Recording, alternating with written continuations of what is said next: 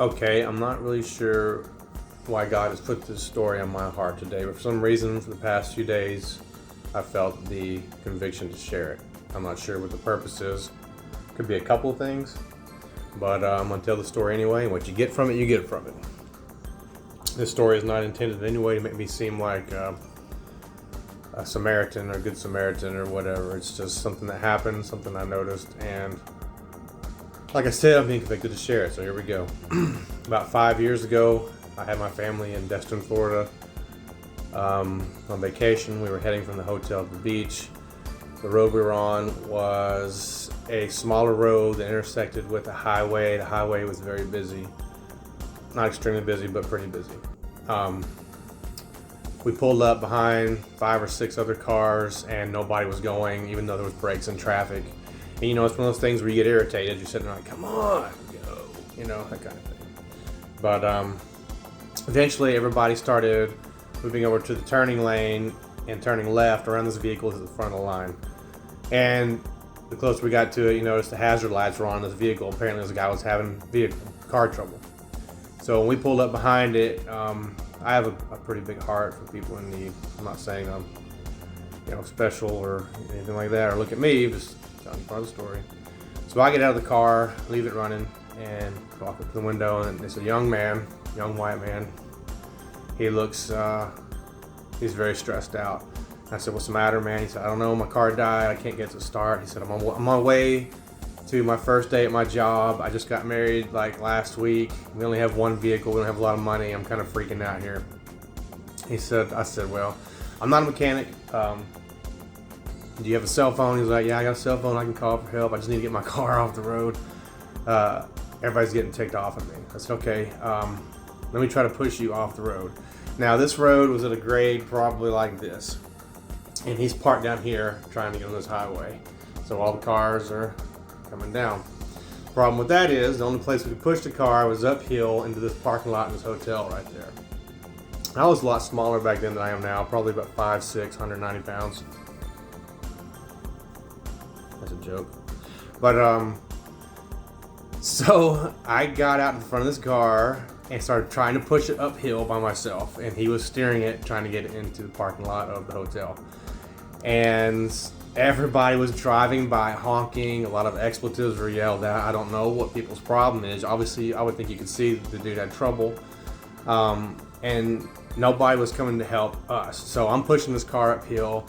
Not easy, all right? And there was probably about 40 feet from the highway to the turn end of the parking lot. I got about 40 feet up, about 30 feet uphill, not quite enough for him to turn into, and I just ran out of gas. I couldn't push it up anymore. It's pretty exhausting work, and he put his foot on the brake, and I was like, man, I don't know. I can get my kids out of the car, I guess, to help me, but that's probably not safe. It's a pretty busy intersection.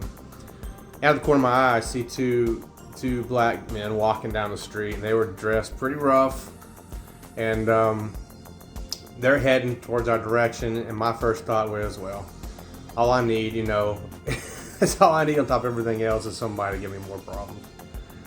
And lo and behold, I look, while I'm standing there, I see 2 pairs of hands hit the hood next to me and look up, and these guys, you ready? So, yeah, let's go. So we all 3 push this car into the parking lot, and the guy gets out, and he's very grateful that we helped him. The thing about that story that always registered to me was that there was these 2 black men. They were dressed pretty thuggish, if that's a word still used today. It meant something different than it does now when I was a kid. The last people I would expect to help in a situation like that were the first ones, and the only ones that did help. I think it speaks volumes about how we see people and the perception we have of them.